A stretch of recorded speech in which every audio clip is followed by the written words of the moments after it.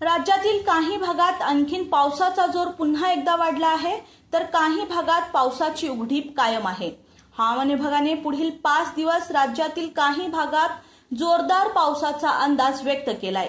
सविस्तर बातमी पाहण्याआधी आपण जर आमच्या हॅलो बळीराजा या चॅनलला सबस्क्राइब केला नसाल तर नक्कीच सबस्क्राइब करा, जेणेकरून आमची अपडेट तुम्हाला लवकर मिळतील।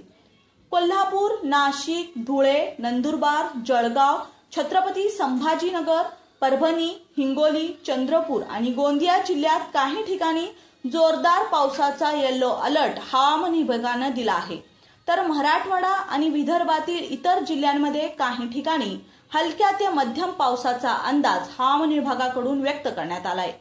कोकणातील सिंधुदुर्ग, रत्नागिरी, रायगड तसेच मध्य महाराष्ट्रातील सातारा आणि पुणे, विदर्भातील गडचिरोली जिल्ह्यात काही ठिकाणी जोरदार ते अतिजोरदार पावसाचा ऑरेंज अलर्ट हवामान विभागाकडून देण्यात आलाय।